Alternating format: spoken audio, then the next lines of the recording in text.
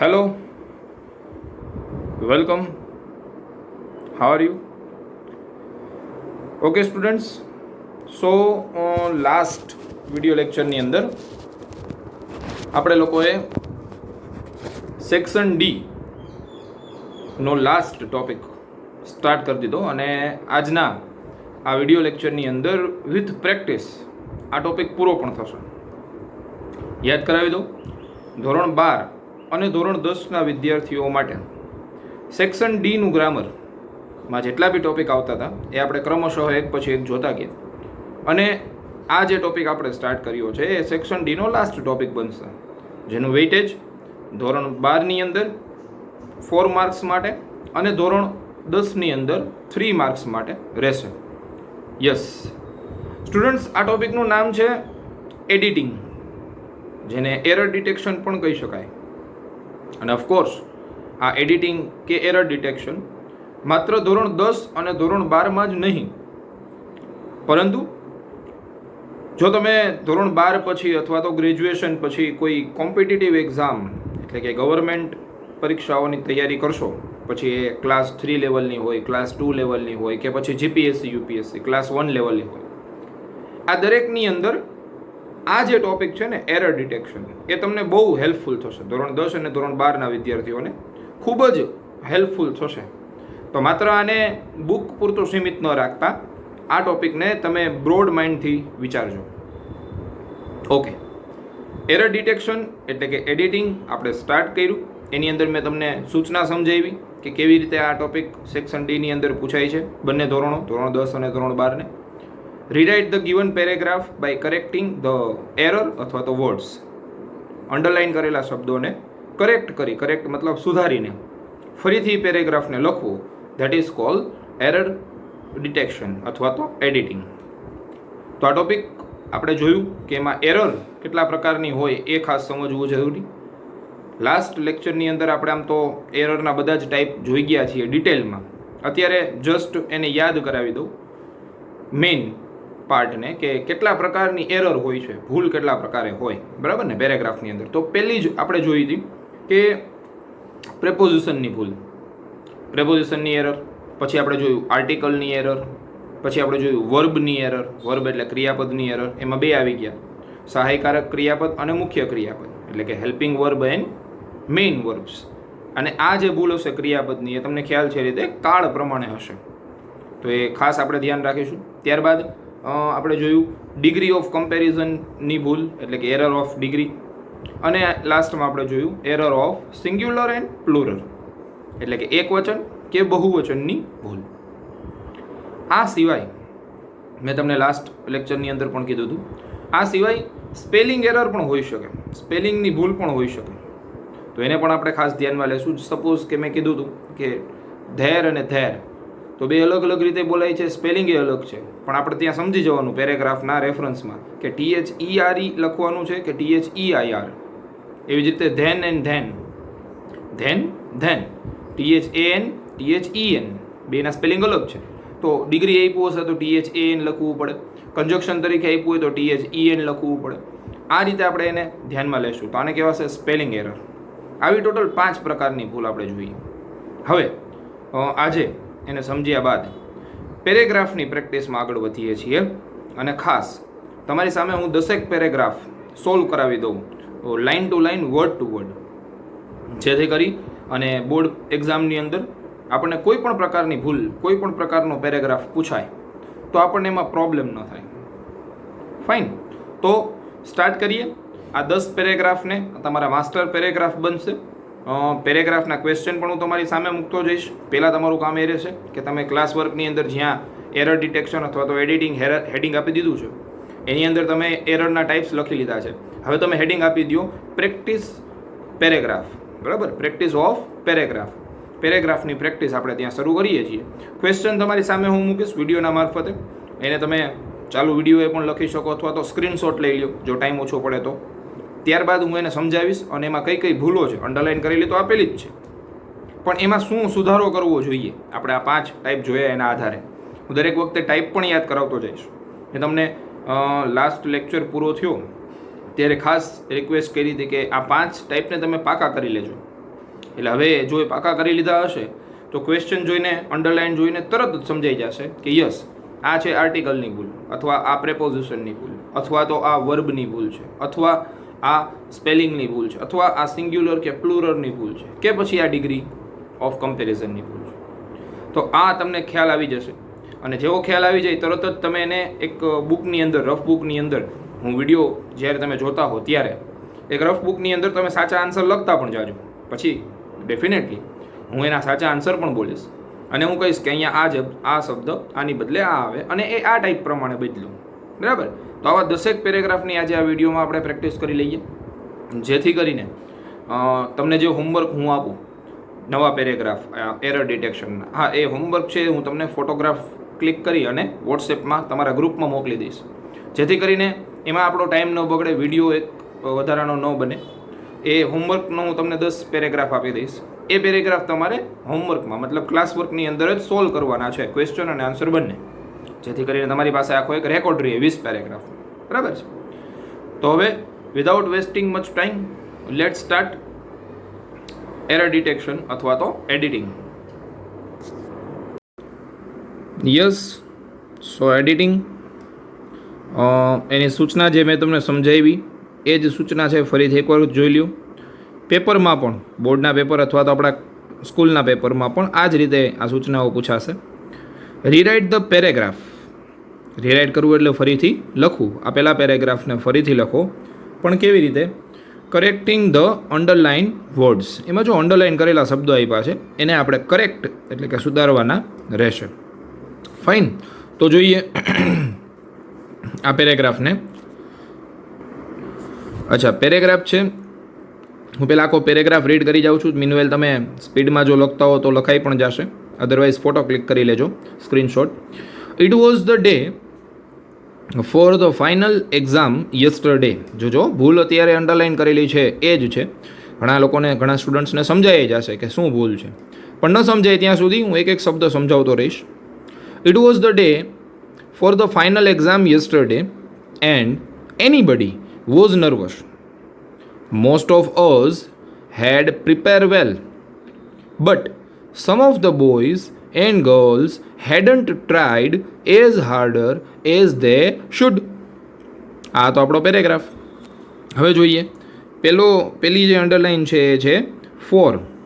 તો હવે શું આવી શકે એ તમે જોજો. ફોર પહેલાં તો શું કહેવાય એ સમજાઈ જવું જોઈએ.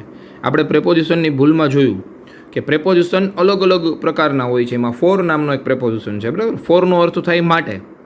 હવે અહીંયા શું કહે છે? It was the day for the final exam yesterday.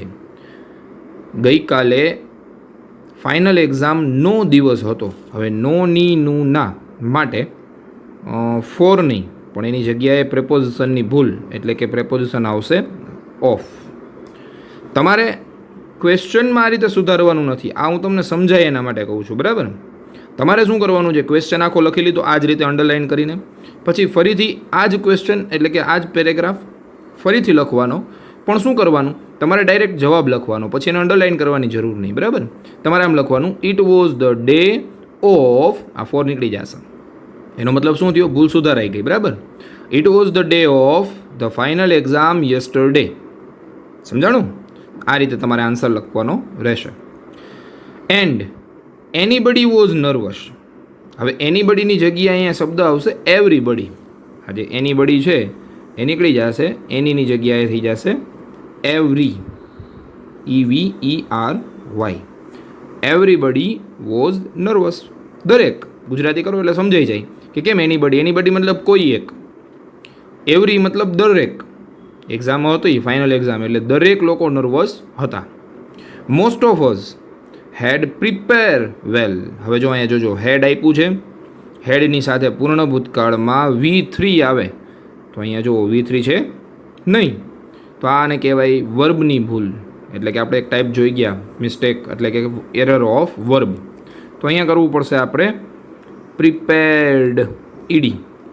તો આપ્યો જ છે એટલે D. Most of us had prepared well, right? ચલો, ત્યારબાદ but some of the boys and girls hadn't tried. જો છે ને અહીંથી સમજાઈ જાય, હેડની સાથે ટ્રાઇડ V3, હેડન્ટ ટ્રાઈડ, પણ આમાં ભૂલ અલગ છે. As harder as they should. અચ્છા, અહીંયા ER લાગેલું છે. ઘણા સ્માર્ટ સ્ટુડન્ટ્સ હશે તો એને એ પણ આઈડિયા આવી જશે કે અહીંયા ડિગ્રીની વાત કરેલી છે, બરાબર. પણ ER ક્યારે લગાડાય તો કે કમ્પેરેટિવ ડિગ્રી, એના પાછળ ધ્યાન આવવું જોઈએ. પણ અહીંયા તો એઝ અને એઝની વચ્ચે મૂક્યું છે, તો હાર્ડરમાંથી મારે કાઢી નાખવું પડશે ER. આ થઈ ગઈ positive degree. As hard as they should. સમજાય છે?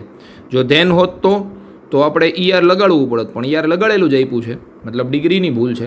તો અહીંયા થઈ જશે as hard as they should. સમજાય છે? તો ટોટલ આ પેરેગ્રાફમાં તમે જોવા જાઓ તો 1, 2, 3 એન્ડ 4 4 મિસ્ટેક આપણે ઇમ્પ્રૂવ કરી. તો આને 4 માર્કનો પેરેગ્રાફ ગણવું. ફાઇન. એક ભૂલનો 1 માર્ક હશે. મેં તમને કીધું એ રીતે કે આ ટોપિક ખૂબ જ સહેલો, ખૂબ જ ઇઝી છે, કારણ કે એક ભૂલ કાઢવાના આપણને એક માર્ક રોકડા મળે છે દોસ્ત. એટલે ખાસ આને પાકું કરી લેજો એરરના ટાઈપને. પછી એ પેરેગ્રાફ તમારા માટે એકદમ ઇઝી થઈ જશે.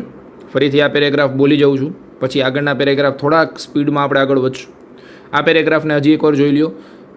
મિસ્ટેક સુધાર્યા પછીનો પેરેગ્રાફ બોલું છું, એટલે તમારો આન્સર આ રીતે બનશે. It was the day of the final exam yesterday and everybody was nervous. Most of us had prepared very well, but some of the boys and girls hadn't tried as hard as they should. Right. ચાલો, હવે meanwhile તમે બીજો paragraph પણ તમારી સામે છે જોઈ લીધો હશે. બોલી જાઉં છું હું. સેકન્ડ પેરેગ્રાફ સ્ટાર્ટ કરીએ. In the city of Nicosia of Cyprus there was a big statue for a king. He ruled, underline જોજો ક્યાં ક્યાં છે. He ruled about 3 centuries ago. The people of the city did not know anything about the king. Okay, ચાલો પહેલી ભૂલ.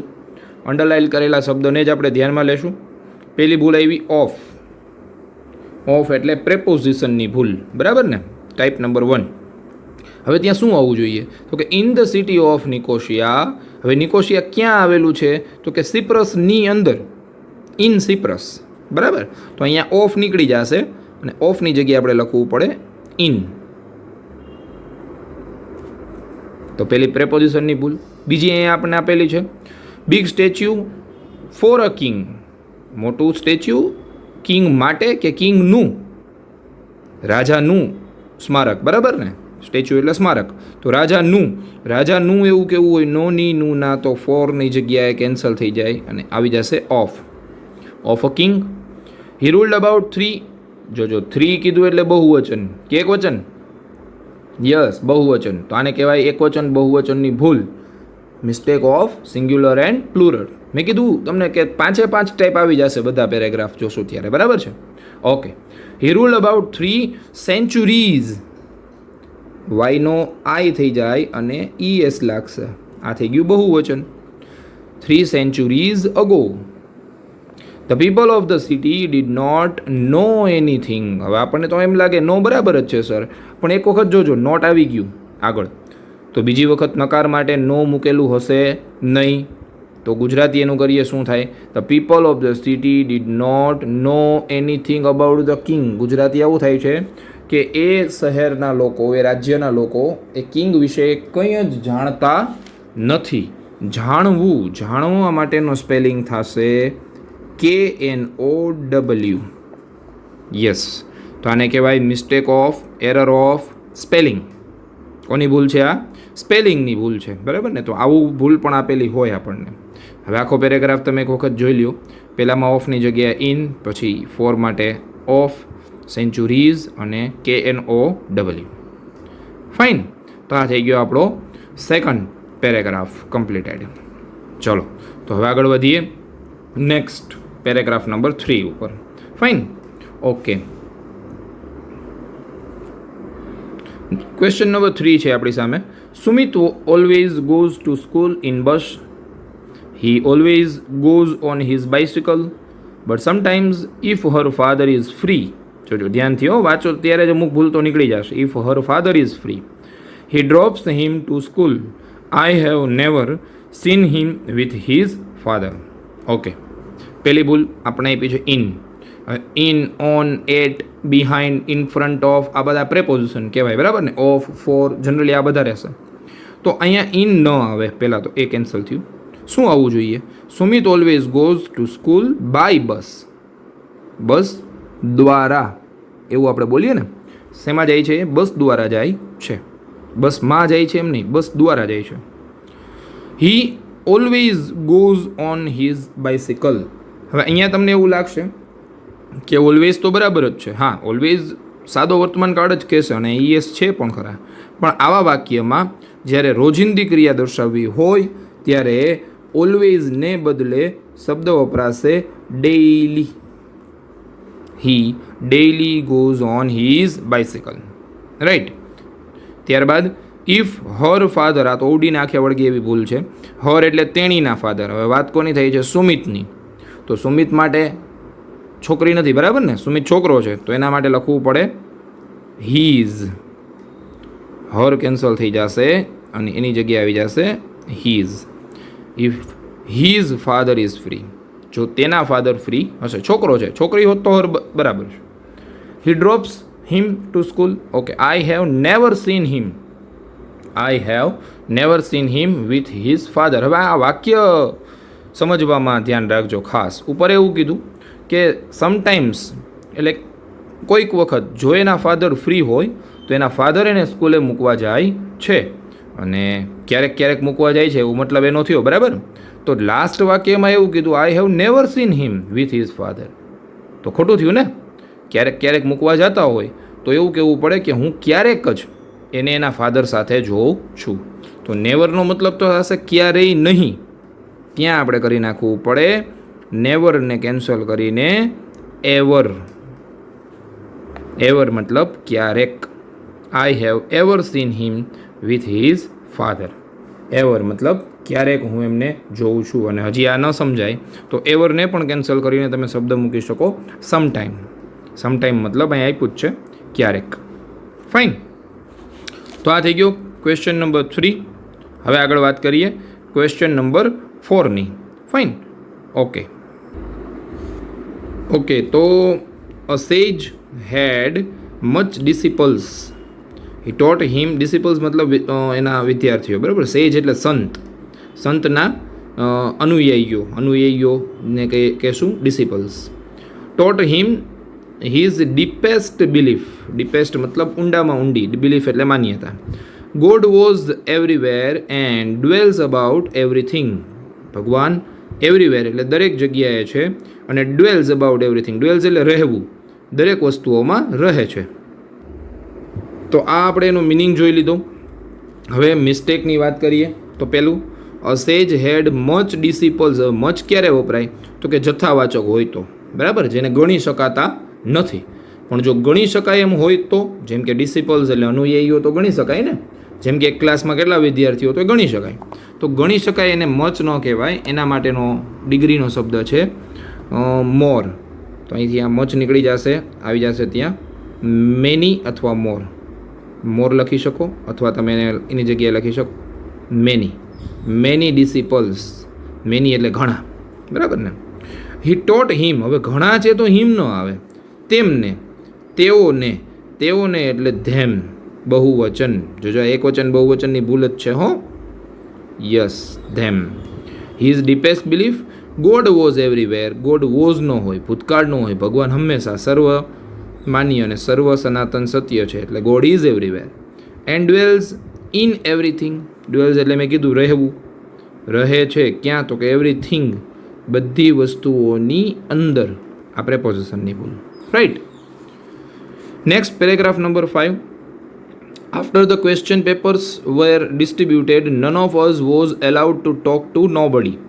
Which the time was over, we handed our answer books to the teacher. Some of us were satisfied but happy. જોજો mistake જોઈએ. પહેલી none of us કહી દીધું. None of us મતલબ નકારાત્મક થઈ ગયો, અમારામાંથી કોઈ નહીં, બરાબર ને? તો નન કહી દીધું પછી નો બડી કહેવાની જરૂર નથી. તો અહીંયા નીકળી જશે નો બડી અને એની જગ્યાએ આવી જશે એની બડી. એની બડી મતલબ કોઈ પણ એકબીજાની સાથે વાતો કરશે નહીં. પેપર આપી દીધા છે, હવે કોઈ એકબીજા સાથે વાતો કરશે નહીં. Which the time was over, which નહીં, જ્યારે સમય પૂરો થયો. જ્યારે એનો મતલબ થાય સમય, સમય માટે શબ્દ છે વેન. WH ક્વેશ્ચન આપણે આગળ ટોપિક કર્યો સિલેક્ટ ધ ક્વેશ્ચન, એમાંથી પણ આ શબ્દ તમને કામ આવશે. When the time was over, જ્યારે સમય પૂરો થયો. વી હેન્ડેડ, હવર નહીં, આ તો કલાક થઈ જાય. અમારા એટલે અમારું કેવું હોય તો our, OUR. We handed our answer books to the teacher. Some of us were satisfied, ઘણા બધા અમારામાંથી સેટિસ્ફાઈડ એટલે સંતોષ અનુભવતા હતા. એન્ડ બટ નીકળી જશે. અને હેપી, અને ખુશ પણ હતા. એન્ડ હેપી, બટ નહીં. બરાબર, તો આને કહેવાય કંજક્શનની ભૂલ. આપણે ટોપિક ભણી ગયા છીએ છોકરાઓ, કમ્બાઇન ધ સેન્ટેન્સ, કંજક્શન. બરાબર ને, એમાંથી આ આપણને હેલ્પફુલ થશે. Number 6, mother was angrily because Kiran was late. She asked her what she was late. Kiran did not replied because she was tired and hungrily. હવે સમજાઈ ગયું હશે કે પેલું મિસ્ટેક જે છે અહીંયા એંગ્રીલી, મધર વોઝ એંગ્રીલી નહીં, મધર વોઝ એંગ્રી. વચ્ચેનું આ IL કાઢી નાખો તો સ્પેલિંગ થઈ જશે એંગ્રી. તમારે આવી રીતે કાઢીને જ નાખવાનું, મેં કીધું એમ ફરીથી આન્સર લખવાનો છે. બરાબર, મધર વોઝ એંગ્રી, મધર ગુસ્સે હતા. બીકોઝ, કારણ કે.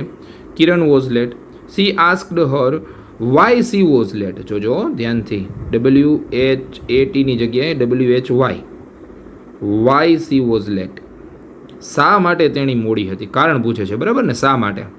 કિરણ ડીડ નોટ, હવે જો ડીડ આવી ગયું એટલે ભૂતકાળ થઈ ગયો, બે ભૂત ભેગા થાય નહીં, તો રિપ્લાઇડમાંથી આપણે કરવું પડે રિપ્લાય. વાય નીકળી જશે અને ત્યાં આઈ નો વાય થઈ જશે. Did not reply because she was tired and hungrily નહીં, ટાયર્ડ એન્ડ હંગ્રી. સમજાઈ જાય. હવે આખો પેરેગ્રાફ જોશો તો ધ્યાનમાં આવશે કે મધર વોઝ એંગ્રી, પછી અહીંયા વાય, અહીંયા રિપ્લાય અને અહીંયા હંગ્રી. નેક્સ્ટ એટલે 7મો પેરેગ્રાફ. વેન ગુલિવર, ગુલિવર વ્યક્તિનું નામ છે, તમારે આ ચેપ્ટર પણ આવતું. ગુલિવર અવોક ઇટ ઇઝ ડે લાઇટ. જોજો અવોક કીધું, અવોક મતલબ ઉઠ્યું, જાગ્યો, ભૂતકાળની વાત છે. તો ભૂતકાળમાં ઇટ ઇઝ ન હોય, ભૂતકાળમાં હોય ઇઝની જગ્યાએ વોઝ. આ થઈ ગઈ ક્રિયાપદની ભૂલ. વેન ગુલિવર અવોક, જ્યારે ગુલિવર ઉઠ્યો. ઇટ વોઝ ડે લાઇટ, કેવું હતું તો કે તે દિવસનો સમય હતો, દિવસ થઈ ગયો હતો, સવાર પડી ગઈ હતી. હી ટ્રાઈડ ટુ રાઇઝ, હવે આ રાઇઝ એટલે તો ચોખા થાય. બરાબર ને, ભાત થાય નહીં. He tried to RISE, rise. Rise એટલે ઊભું થવું, ઉઠવું. Yet he was not able to move, યેટની જગ્યાએ મૂકવું પડશે આપણે કંજક્શન તરીકેની ભૂલ, અને ભૂલ છે but. But he was not able to move, પણ એ હલનચલન કરી શકે એમ નહોતો. પછીનું વાક્ય આપણા માટે મહત્વનું નથી, ડાયરેક્ટ મિસ્ટેક ઉપર આવી. એવરી સાઈડ, એવરી સાઈડ એટલે દરેક બાજુ. હવે જો સાઈડ છે ને, એના માટે એવરી નહીં, પણ એના માટે શબ્દ લખાય છે ઈચ. ઈચ સાઈડ, દરેક બાજુ, તો એને આપણે ઈચ કહેશું. ફાઇન. નંબર 8, 8મા નંબર ઉપર. Why we could spend some time watching the common yellow ant. We would be impressed by their busy schedules. The homes of these little creatures are built careful by highly skilled workmen ant. Ant એટલે કીડી. બરાબર ને? તો why we could spend some time watching the common yellow ant. why ની જગ્યાએ આવશે જ્યારે. જ્યારે એટલે when, WHEN. when we could spend some time, જ્યારે એવું બોલીએ ને આપણે. Okay. Impressed by their busy schedule, મેં કીધું હતું ને એક વચન બહુવચનની ભૂલ, સ્પેલિંગ ભૂલ પણ કહી શકો. THEIR, THEIR, ધેર, તેઓનું busy schedule. Homes of these little creature, જો હવે આ બહુવચન છે તો આ એક વચન ચાલે નહીં, આને એક વચન બહુવચનની ભૂલ કહેશું, અને અહીંયા થઈ જશે THESE, these little creatures. Are છે ત્યાંથી એ ખબર પડી જાય. કેરફુલ નહીં પણ કેરફુલી, એડવર્બ. બરાબર છે. ઓકે. Question number 9.